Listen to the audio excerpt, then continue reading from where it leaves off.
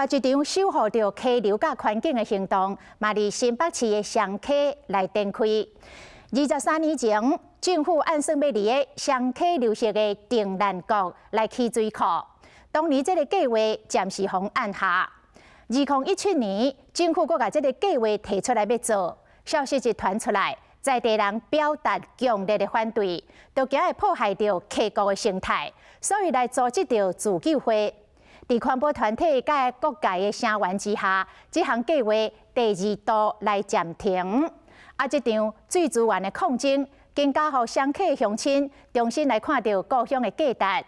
所以，因开始来串联着在地农友来种有机的山药植，来守护溪流，嘛充分来运用着当地100年的人文历史发展生态的旅程，互迄个已经互大家袂记哩的旧炭城，慢慢啊，搁来展现着风华。咱继续就来看溪流之乡双溪创新重生之路。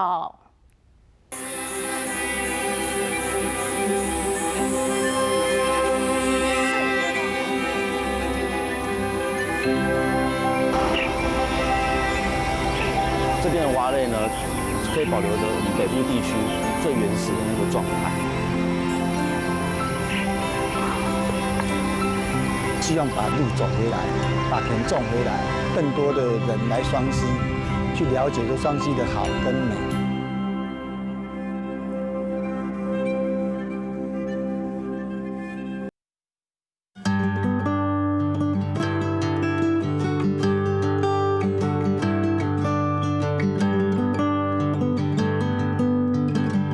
真旺的象拿溪流环绕，新北市的双溪伫平溪甲贡寮之间，这个台北的后花园见证过台湾矿业的兴甲败。随着人口外流、修订凋零，产业的发展拢停止。双溪艺术是施工冻结，一直到2017年的水库争议，扰动这座恬静的山城。这个从80几年、20几年后又在开启运作，现在暂时搁着做水坝。做水库不是现代的趋势，那这个水库是没有这个必要性去盖的，所以我们当地的一些居民就大家凝聚起来，去跟政府陈干跟陈述。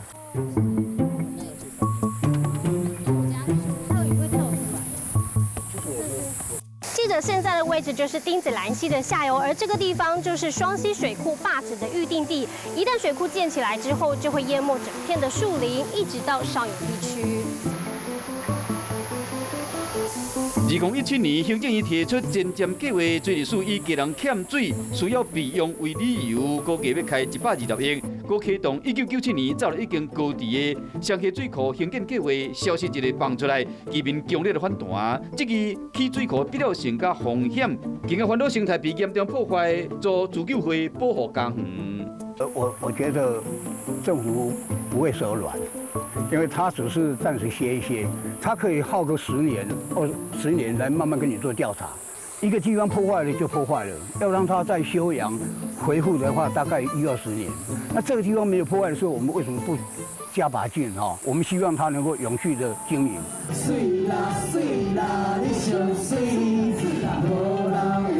2018年3月17日，反水库自救会伫环保团体合作甲乌烟下举办音乐会，为家乡发声。多方的走总拍拼，计划有2摆暂缓。后来一场反水库的抗争，也转型为守护河流土地甲家乡的环保活动，更加好在地居民重新看到故乡的价值。这个环境水资源这么好，跟生态这么丰富，能够保留下来，让后代子孙能够享受这大自然是最重要的。而且双溪是一个台北的后花园，像没有工业的破坏，这个福地很难找的啦。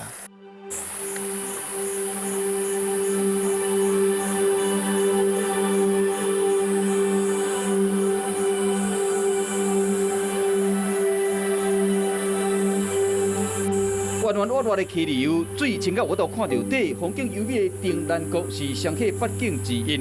水头受到翡翠水库水源保护区的保护，保有北部难得一见的原始森林。这些环境里面其实都有青蛙存，都有青蛙住哦。他们会出没，会栖息在这边附近的树上，还有前面那个竹林里面。带阮找水果地盘，伊是香溪国小的自然科老师黄建忠。2017年为台中到香溪教册，从此就爱上这片美丽山河，所以讲带学生认捌家己的家乡。我们在这边做一个长期的监测，然后去观察说我们这边蛙类的蛙类总数的消长，还有那个蛙类那个数量的消长。小朋友也开始想说，原来我们双溪有这么漂亮的地方。那甚至我们那时候来场勘的时候，他们也说他们第一次来这里。青叶丁兰国保留隔海拔完整的生态系统。台湾有36种蛤蟆类，丁兰国度19种，占一半以上。19种里面有7种是树蛙。那这些树蛙呢，如果说水覆盖好之后，那你可以想见，就是说我们很多树会被淹没掉。这些树蛙呢，可能就被迫必须要搬到更高的地方的树上。那喜欢浅滩的，或者喜欢那些山涧瀑布的一些青蛙，这些种类，它们也可能会消失。外口溪谷生存的唔那蛤蟆类尔，也有一群温驯住民，包括樟水鸟、草兰啊、林雕等等，拢是保育类的动物。侵入山中的秘境，也有罕见的天然乌蝶豆。斑蝶科台湾有13种，然后这边就有占了10种嘛。它会沿着河岸飞下来。这边会那么多清代凤蝶，是因为这边很多樟科的那个大雁南。这边蝴蝶的种类数量跟阳明山是可以媲美的。对，所以这边真的是很重要一个生态环境啊。像现在这个已经有那个红蜘蛛来侵害了，好，它叶子后面都有红蜘蛛吃过的一个粪便，好，这个很多的一个病虫害。有机耕种的话，目前是也会加一些糖蜜加牛奶，这么高成本，对，让它撑饱，吃到撑死这样子。58岁李瑞宏是反水库自救会会长，不幸之年等于故乡务农，终身耕作攀30年的祖山农地，伊就是香溪市原生种基隆山药糍的故乡。李瑞宏甲农友开始做山药糍有机栽种，打造在地农业的特色，展开一场地方再生运动。希望把路走回来，把田种回来，带动就是说更多的人来双溪，去了解说双溪的好跟美。那你这样子有人进来之后，你的农作物有生产，一样有人来采收，你的经济层面都会有。那你一旦推广起来，有耕种，人才有进来的，相对年轻人就会陆续的回到自己的家乡。这个环境你就是爱甲永续保存。你若这个环境你再甲破坏掉，比如讲，遮有一寡开发，有一寡重工业伫咧遮。南米遮就甲台北同款啊！你遮拢甲台北同款的时候，你这个生态无去，永远没办法恢复。所以，阮足希望讲，大家拢来做有机这一块。现在荒废的农地很多，年轻人都不愿意回来。我觉得不管。我听老一辈子讲说，我们双溪种什么农产品都是最好吃的，想说来试看看，想尽办法用我们的力量护耕。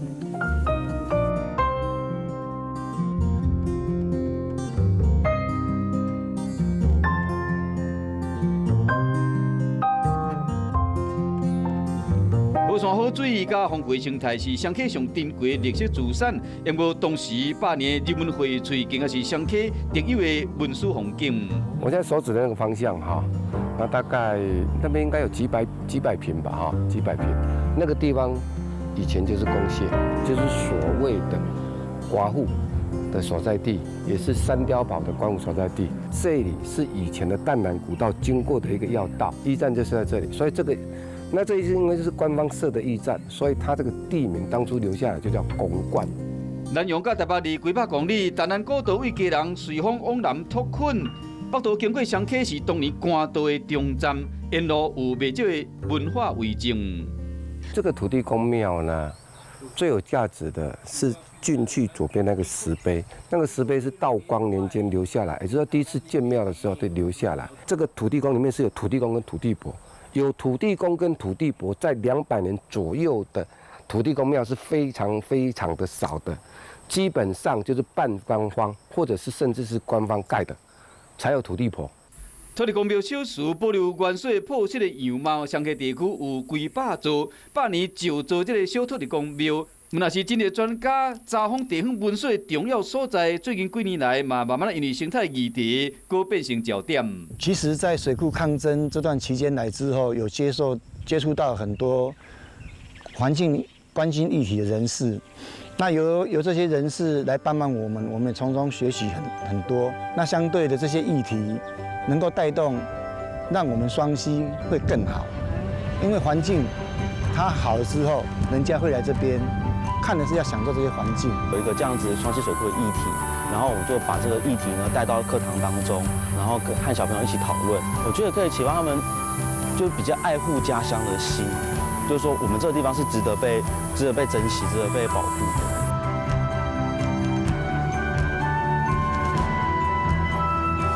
双溪这个威胁独立的巨港城，伊的沧桑、美丽甲浪漫，伫一场水资源的战争中重新被看到。虽然到目前为止，政府依然无讲要放弃双溪水库计划，不过双溪人保护家园的勇气已经被唤起，更加启发在地重新思考未来发展的想法。